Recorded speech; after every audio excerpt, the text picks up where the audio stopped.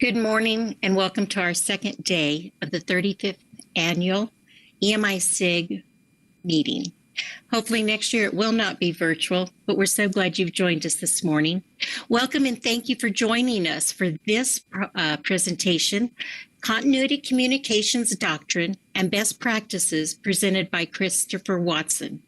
Chris Watson is a national security emergency preparedness specialist supporting the DOE Office of Emergency Management. His area of expertise include continuity planning, emergency telecommunications, and data analytics. He is currently involved in a range of activities, including developing federal continuity policy, improving training and exercise performance, and COVID-19 response and recovery. Chris and his wife Dana reside in New Market, Maryland, and enjoy adventure travel, scuba diving, and their Catahoula leopard dog, Benga. Before we welcome our presenter, please mute your microphones and stop your video. Enter questions or comments in the chat tool that you'd like the presenter to address in the Q&A session after the presentation. It is now my pleasure to introduce Chris Watson. The virtual stage is all yours, Chris. Chris and his wife, Dana. All right, thank you very much, Berna. I'm glad to be here with everyone today. I hope that most of the people were able to attend the briefing that I gave last week on the 29th on a similar topic, but I'm going to speak today about continuity communications, planning and testing, and lessons learned and best practices and tools and techniques that can all be applied at the lab, plants, and sites across the DOE. This is my introduction. This is what I look like. As Berna mentioned in the intro, I work for Steve McGuire in NA43. My contact email is at the bottom of this slide. When I distribute these slides, my full contact information, including my phone number, will be in the slides, and I'm in the global address list. So I'd like to invite anyone with any questions on this or any other topic I speak on to reach out to me at any time to follow up. Today, this briefing will be official use only. All of the best practices, the techniques themselves are unclassified. So as an example, when I speak about a PACE plan, the term PACE, the technique of PACE planning, that is unclassified. How we apply that technique to the Department of Energy requirements at a given site would be official use only. So the link between the techniques and our actual plans and preparations is official use only. If you have any questions, please don't hesitate to reach out.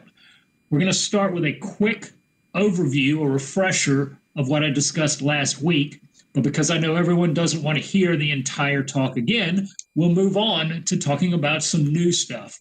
We're going to talk about priority communication services. We got feedback last week that some of these services might not be fully understood. So this is a great opportunity to help educate and popularize those services across the enterprise.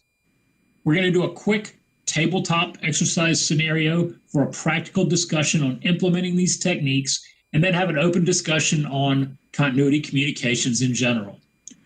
So getting right to the point of official doctrine. This is part of that quick review.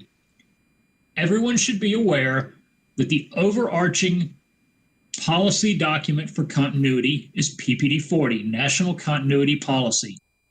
The current and most recent Federal Mission Resilience Strategy, the FMRS, augments, supplements, enhances, and reinforces elements of PPD-40, but it does not replace it. PPD-40 is still the dominant guiding directive for continuity. From a communications perspective, what we get from PPD-40 is our department category in Annex A. Department of Energy is a Category 1 department, which will become important to us when we look at the communication requirements document. OSTP OMB 16-1, minimum requirements for continuity communications capabilities. Annex A in this document defines the communication requirements and gives us narrative detail on those requirements. This is not the only document that gives us requirements. There are other policy directives and internal decision documents that give us additional requirements. But this is the North Star. It's the single document that gives us the broadest baseline requirements. What are those requirements? They're all laid out in Annex A, and this is a very nice graphical representation of those basic requirements. You'll see the arrow and the highlighted portion point to the Category 1 department and agency requirements. PPD 40 tells us that we are Category 1, so the Department of Energy headquarters is required to have all of these operational capabilities at each of our primary operating facilities. So that's the headquarters, our alternate site, and our devolution site. Those are the current requirements as they currently sit. And I'll draw everyone's attention to the right of the slide. The minimum communications requirements include physical diversity for circuits and power requirements. So we don't just have a communications document that tells us you have to have a phone. It also tells us how that phone must be powered and routed for resilience. These are our current requirements. The rubber meets the road when we talk about the compliance process. This is a graphic representation of our compliance process. In the center, there's a scrum, a rolling ball of various organizations, including the National Security Council, some White House organizations, the Defense Information System Agency and DoD, Homeland Security and FEMA, and the Department of Energy and NA40. And we all kind of churn around in the center, working this process, turning things around, throwing out various comments and issues and resolutions and remediations. But we start up at the top with requirements. Those come from the two documents I just mentioned. We document our compliance by writing down in a plan how we want other departments and agencies to talk to us. It's important to remember that this compliance process is an interagency process, not a DOE process validating ourselves. So the documentation of our requirements is a communications plan for the interagency. We verify that documentation through a test and exercise program, a series of events whereby all departments and agencies in the plan use that documentation to conduct exercise events. When we turn in the results of those events, validation takes place. The exercise director checks the results of the exercise and validates that what we actually did and say we did matches up with the documentation of what we stated we could and would do. Those exercise results come back to us as a report. The report shows us where we validated all of our requirements and where we had gaps. And for each of those gaps, the continuity coordinator, Mr. Hopkins, and the continuity manager, Steve McGuire, send a remediation plan back to the White House. And then we're back to the start of the process, and we go through the process again. The key to understanding where we're going with this process is that we don't have the comm plan as a terminal objective. We don't have the plan to do the exercise. We do the exercise to validate the communication plan. So every one of these exercises is not a test, it's a training event. And when we see these events through that lens, it changes very much how we go about executing those exercises. So next I'll move on to some of the principles and best practices of that exercise program. The first thing that we always stress is no self-certification. Organizations cannot reliably assess their own readiness, resilience, and capabilities. So the Department of Energy is not allowed to report back to the White House, we're good. We're not allowed to simply state we meet the requirements. We have to document it, test it, and get validation from an external third party.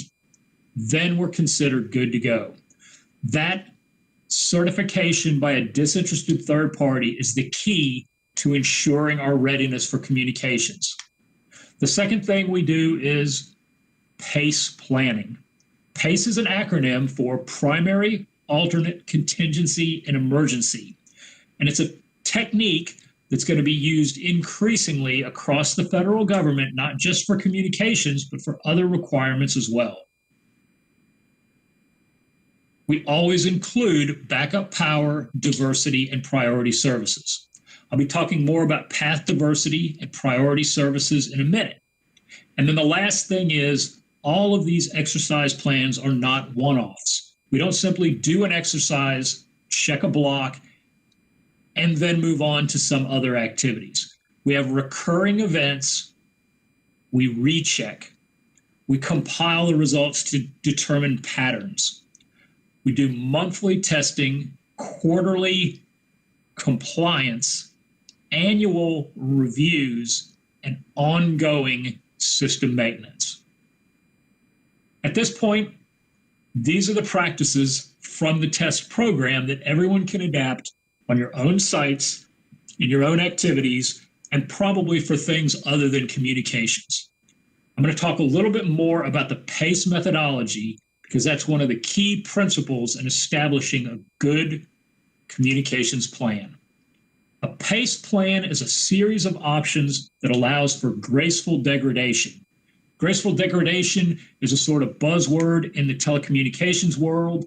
It means that once any single instrument, device, equipment stack, node, or capability becomes degraded or incapacitated or destroyed, there's always a plan to fall back to something else, to go around, to find another way, which will be not perfect, but almost as good as the primary system that just took a hit.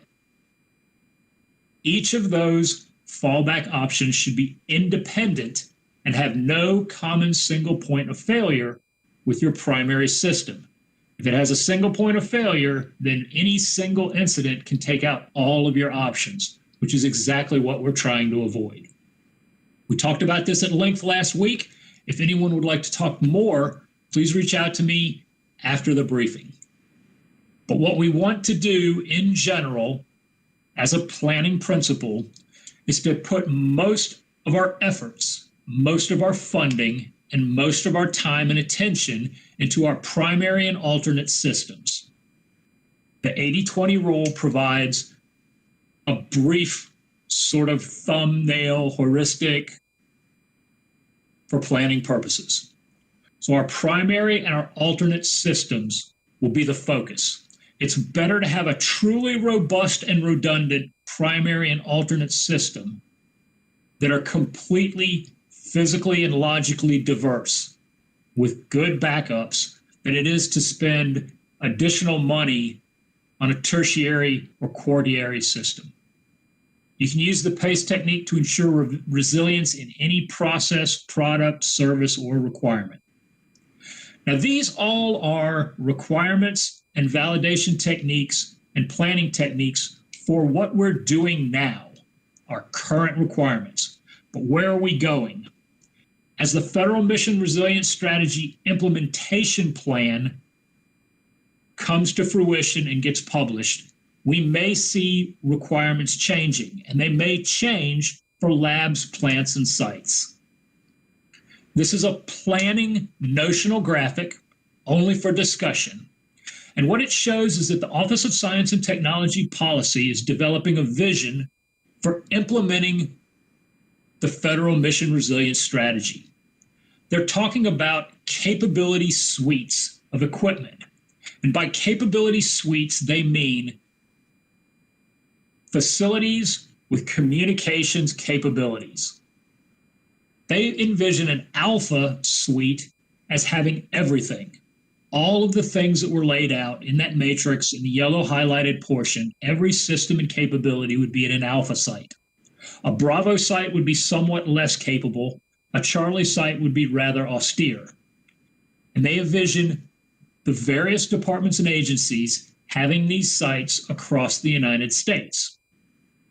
A key to their vision is that departments would not set up these equipment suites, these sites, for themselves alone. So if our Department of Energy secretary was traveling to Carlsbad, California, or New York City, or Seattle, Washington, and an event occurred, she would go to the nearest site with the required capabilities to do her job. Department of Energy is certain to receive requirements for some capability suites outside the national capital region. We don't know what the requirements are going to be yet. We don't know how many we're going to have. We don't know whether we're going to be required to have one east of the Mississippi and one west of the Mississippi, or 3 in the Rocky Mountain region, or how that decision will be made. We don't know how we're going to communicate access to these sites to all the other departments and agencies. But we do know that change is coming. So if you're a large site and you have an existing equipment capability on the upper end of the scale, you are more likely to be an alpha site or a Bravo site than a small office in a federal building in a small area with rural population base.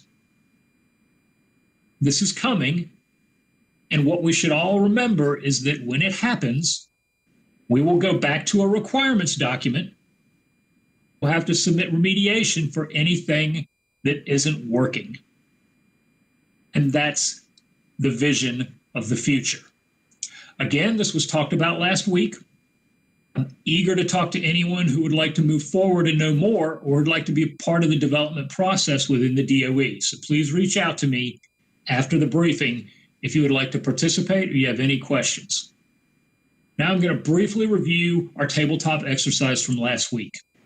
We did 2 tabletop exercises. One was a scenario based on the Nashville, Tennessee, December 25th vehicle IED that took out the AT&T central office. And we talked briefly about a Shaken Fury scenario, a New Madrid earthquake in the center of the company, disrupting communications at a national level. Both of those scenarios, and any number of others we could talk about, involve a level of destruction or disruption to commercial comms infrastructure. And then we've talked about the impact that has on our own service. What we established in both cases is that the federal government and our labs, plants, and sites are likely vulnerable to disruption in the commercial telecommunications sector. So someone should do something about that, I hear everyone saying. Well, the good news is that somebody has. Our great friends at Department of Homeland Security, Cybersecurity Infrastructure Security Agency, CISA, have set up an office called the Emergency Communications Division, and they run priority services. These are all requirements for us under OSTP OMB Directive 16-1, but they're things that we don't just have and do as requirements for headquarters. They're assets. They're force multipliers. They're capabilities that are available across our enterprise to every lab, plant, and site. I'm going to talk about the 3 major programs that CISA runs for emergency communications and what they do for us. I hope that if anyone has any questions about these 3 systems, they'll write them down in the chat or jump into the talk. And those 3 systems are GETS, WPS, and TSP. GETS is a priority telephone service for landline telephone switching. Everyone on this conference, everyone on the call within the sound of my voice is probably involved in emergency management for a federal government agency, a Category 1 federal government agency. which means that you have a great case to have a GETS card, and you should have one. If you're listening to me now in the EMI SIG conference and you're involved in emergency management and you don't have a GETS card, you should ask after this briefing, how do I get one? And you should also ensure that your leadership and the key players on every lab, plant, and site, and anyone whose job directly supports a PMEF or a MEF also has a GETS card. The key to understanding GETS is up here on the screen, and it involves the fact that GETS provides enhanced routing and priority for the landline segment of a telephone call. When you pick up a phone, any phone, and dial the access number, you'll get a gong tone, you'll enter your PIN, and then you'll dial a 10-digit destination number. GETS will give you precedence and priority for the circuit switched terrestrial portion of that call. As your call goes down cables, through switches, into routers, to the destination number, you will get priority over other callers not using GETS. So in a circumstance like the DC earthquake, the derecho, wildfires, evacuations, hurricanes, flooding, terrorist attack, and alien invasion, when the call volume in the commercial telephone network goes up, when people are having trouble getting through, GETS will get you through. But GETS works on the landline portion of your call. If you're using a mobile phone and you have a government phone, you will have access to Wireless Priority Service, WPS. Wireless Priority Service is something we set up through the Department of Energy IT office, and it is device and chip specific. So while GETS will work on any phone and you have a card with numbers in your PIN, you can pick up any phone and use GETS. You can only use Wireless Priority Service on your government phone that has been provisioned for that service by the government. When you have GETS and you're on a commercial wireless network that supports GETS, GETS will give you priority between your phone and the cell tower that your phone is registered to, that controls your call, that places your connection and sends that signal back to your device. So the key to WPS is understanding that it works between your mobile phone and the cell tower. I also want to emphasize, as that bullet at the bottom states, there is no more cost for WPS. One of the rumors out there concerning wireless priority service is that it's expensive, that you can't use it, that someone will come knocking on your door with a bill in their hand, and this is incorrect. When you dial star 272 from your phone, one of two things will happen. Either your call will go through and that validates that you have WPS on that phone, or you will get a message from the switch that says your call cannot be completed as dialed, and you know that you don't have WPS on that phone. I want to emphasize that it is device and chip specific, not phone number specific. So if you have a government phone with WPS, and that phone should be run over by your car or fall into the toilet or some other event renders it inoperable, and you go back to the well and get another phone, magically your new phone still has your same phone number on it, but it will not have WPS provisioned unless you go back to your GETS WPS control officer and let him or her know, I got a new phone, because it doesn't go to your phone number. It goes to your chip number, the IMEI on your phone. These services are sometimes complicated. People often say, well, I tried to make a GETS call, but it's a 32-digit dialing sequence, and it's just difficult for me. Somebody should make a way to ease the difficulty for using that system. And the good news is somebody has. Our same friends over at DHS CISA have made an app. There's an app for that, and it's available on the App Store and on Google Play. You can download this app to an iPhone or an Android. There's a setup procedure. If anyone has problems with this, you can give me a call anytime. I have a little easy user guide as well. You store your GETS number from your card into your phone. Your phone will then help you look up your contacts, place a GETS call, place a WPS call. I'd like to make sure everybody understands that when this app on your phone looks at your contacts, it looks at the contacts on your phone. For DOE, we have a system where you go into another app and then you enter a PIN and then you're viewing your mail and your contacts. It will not look at those contacts. You will need to take your top 5 or top 10 most called numbers back out to the front of your phone and store them as direct contacts onto the phone. And then the PTS dialer application will see those. But once you get the app set up, it will allow you to go from dialing 32 digits to punching about 4 or 5 buttons and making GETS and WPS calls. You can make a GETS call from any phone. So you can load this app on your personal phone and put your GETS number on your personal phone.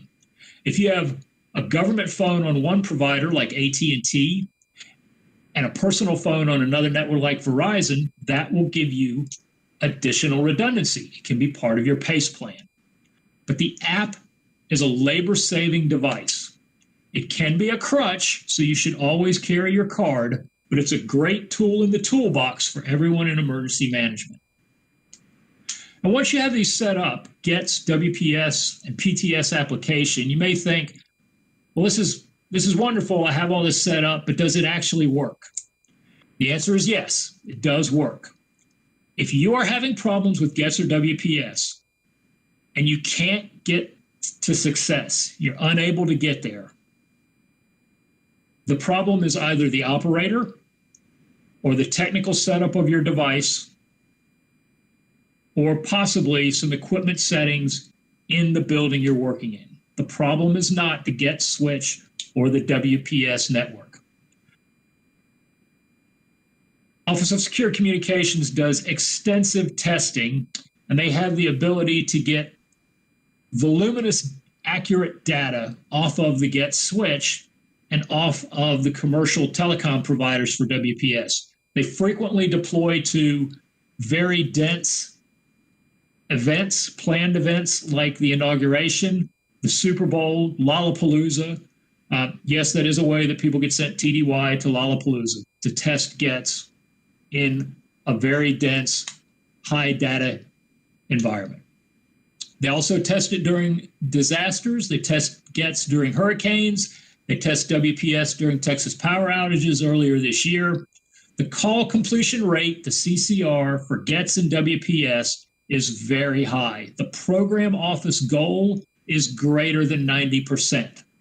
Now, it's important to distinguish that when we talk about a GETS call completion rate, we're talking about a call where someone had telephone service, where they entered their GETS PIN correctly and dialed an actual destination phone number.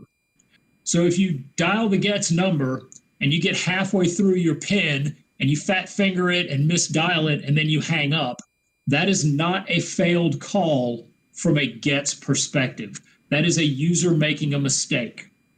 If you dial the GETS access number, correctly enter a PIN, dial an actual destination phone number, and the GETS switch is unable to get your call to the servicing switch for that destination number, then that's a failed call.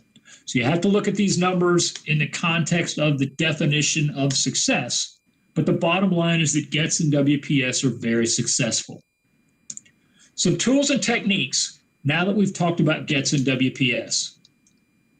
Get that card and practice on that card. Know how to use the card on any phone. Pre-program devices when you can. One thing that has tripped people up is that some people's telephones add the country code. So instead of 202-408-1234, they have a +1 or 001 ahead of it. That will trip you up with the get switch. When you enter your destination number, it's the 10-digit number, no country code. And then another one that has tripped people up recently is you're inside your house, you're trying to make a call, it doesn't work. Wi-Fi calling turned on your phone is tripping this up. So a lot of people have had that experience and been successful by turning off Wi-Fi calling. The last priority service I want to talk about today is Telecommunications Service Priority, TSP. Again, this is something we talked about in detail when we had more time last week. So I'm just going to go briefly into the service today. TSP, to sum it up, is that line in blue. TSP is a program by which we, the government, register certain commercial circuits with the Office of Emergency Communications for DHS.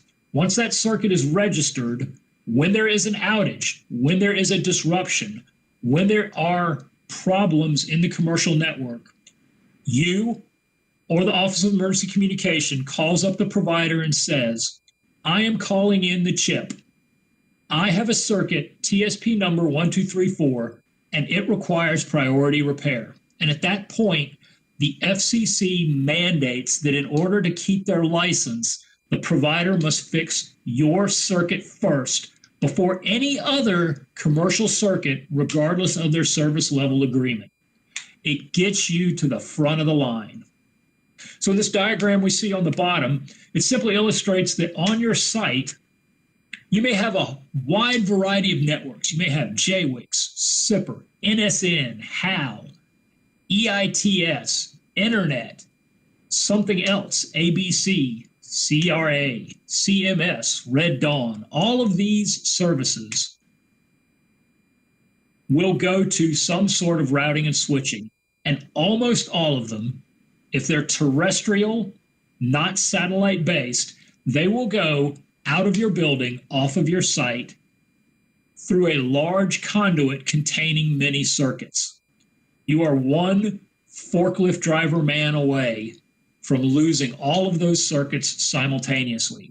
The fact that they are 3 different networks inside your building does not mean that they don't all go through the same conduit down the road to a single central office. TSP is a way that should that multi-strand cable, all of those conduits get damaged or destroyed, that your stuff will be restored first. Or even if not first, because there could be other TSP coded circuits there, but it'll mean you will be at the head of the line, ahead of all the people, commercial or government, that don't have a TSP ID. You need to know the circuit numbers and the service providers of all the circuits coming into your facility, what networks they support, the TSP number for each of those circuits, and who is the invocation official who can make that call and pull that string to activate that priority. When you get this set up, it can substantially enhance your resiliency and shorten your recovery time. Now, with that said, I'm going to transition very briefly to a tabletop exercise. This tabletop exercise is ripped from the headlines. The scenario is a disgruntled employee with badge access and authorization to enter your facility and the telecommunications areas arrives on site and uses an accelerant to light a fire in your main facility communications closet. All the equipment in the comms closet is rendered inoperable. And for anyone who doesn't recognize it already, this is highly realistic. On September 26, 2014, a federal aviation employee walked into the Chicago Air Route Traffic Control Center carrying a wheeled container. He went down into the basement. He threw a whole bunch of accelerant into a comm closet. He lit it on fire and then made a suicide attempt in the basement of that building. The Air Route Traffic Control Center for Chicago area was out for over 17 days. The cost to the airlines was $350 million. And the contractor that did it actually survived. His suicide attempt was unsuccessful. He was sentenced to 12 and a half years in prison and ordered to pay $4.5 million restitution. But he took out an entire installation for the cost of $1.50 bottle of gasoline and a match. All the comms for that facility were lost. So the question for the group is, on your site, in your facility, does anyone have a contingency plan, a PACE plan, a strategy to survive an insider threat of someone who may know where is one or more critical communication nodes and try to sabotage those nodes? So I'm looking for the chat. I'm looking for anyone to speak up. Anyone have any thoughts on how you would deal with a scenario like this?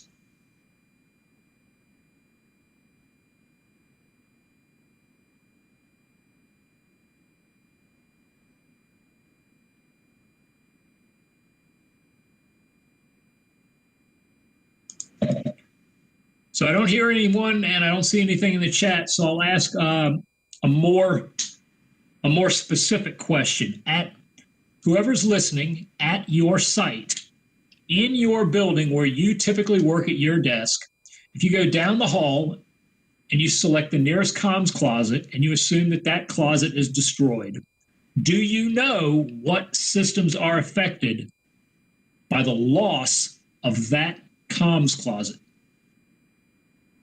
Anyone?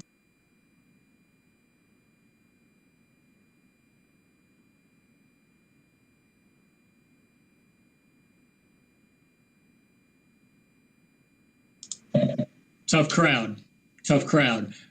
Fortunately for everybody, I can't see the list of attendees, so I don't have the ability to cold call people.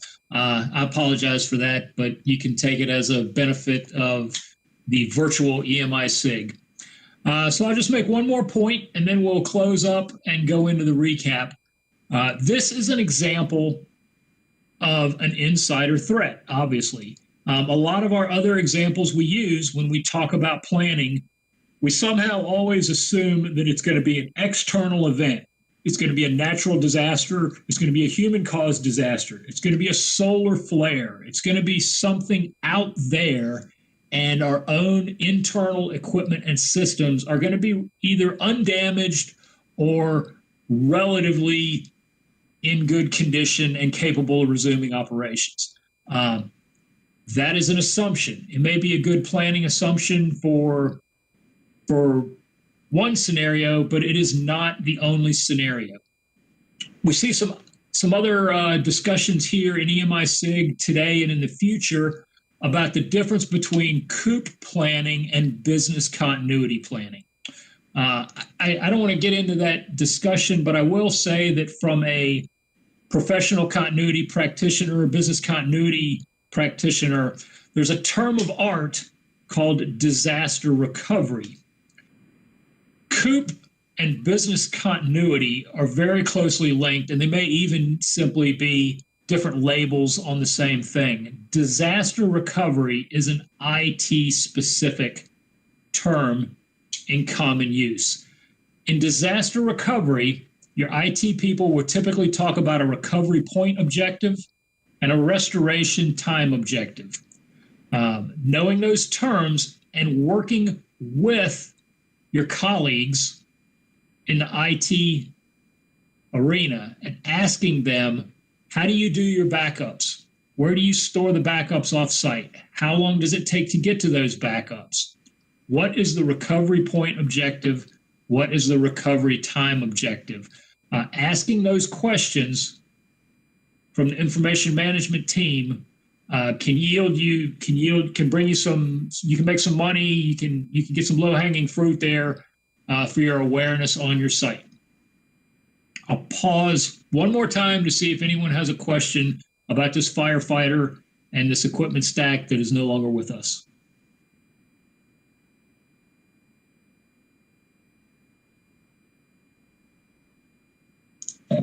No one. Okay, so we'll move to do a little wrap up here. I'd like to just kind of again cover our most important documents: PPD 40, the new Federal Mission Resilience Strategy, and Directive 16-1, OSTPOMB Directive 16-1. Those are the foundation documents. Assess, distribute, sustain, with emphasis on distribute, is our new paradigm for federal mission resilience. Some of the principles that we talked about for communication planning is don't self-certify your own capabilities and networks. Develop a PACE plan, have and be prepared to use those priority services, GETS, WPS, and TSP. And if you have any questions, call myself, my colleague Joe Hamburg, or my boss Steve McGuire, especially Steve McGuire. Call at any time. That is the end of my presentation, so I am open to anyone's questions, or back over to Berna.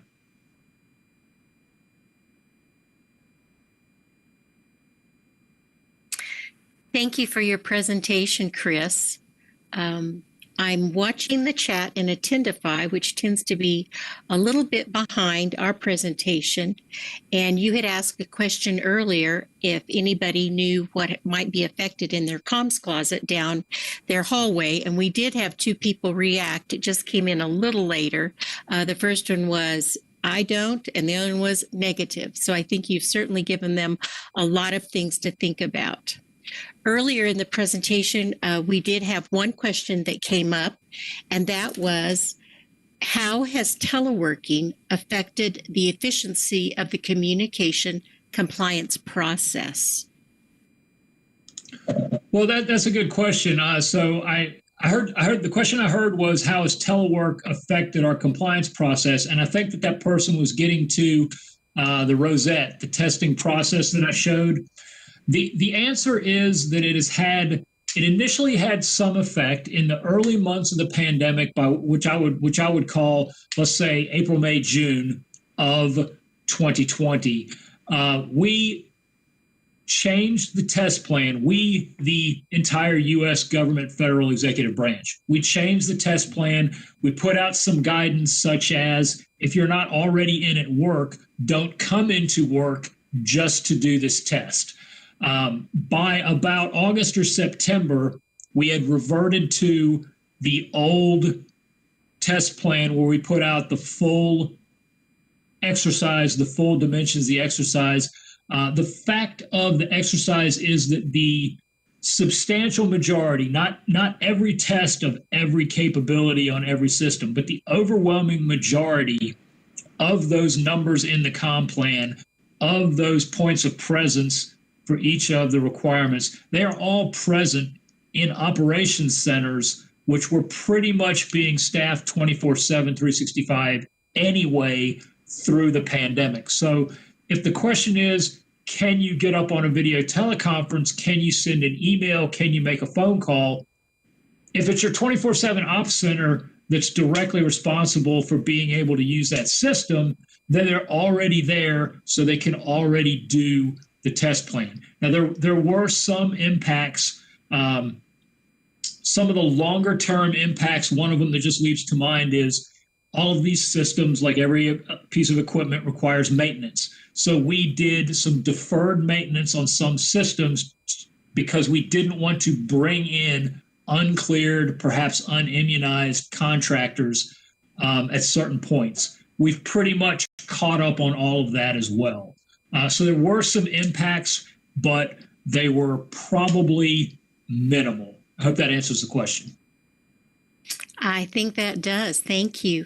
I know we're almost out of time. I'm going to share this with you.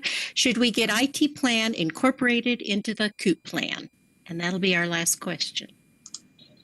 Yes, and that'll be the last answer. Short and sweet. Yeah, Thank you. So I did I'll take 1 minute longer. I did one of my presentations last week was on meta leadership, and it included essentially a principle of identifying all stakeholders and bringing them all into the same room. communications and IT is definitely a stakeholder for continuity and for operations in general.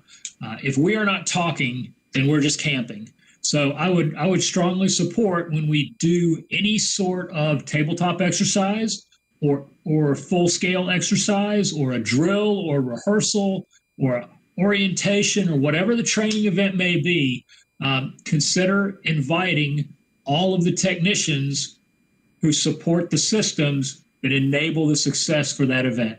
Get them in the room.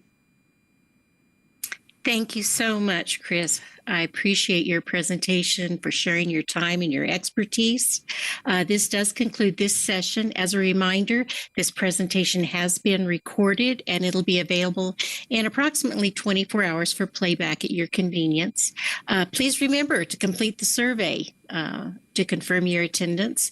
And don't forget, 4 p.m. to this afternoon, Mountain Daylight Time will be our social hour. Again, thank you, Chris, for a wonderful presentation.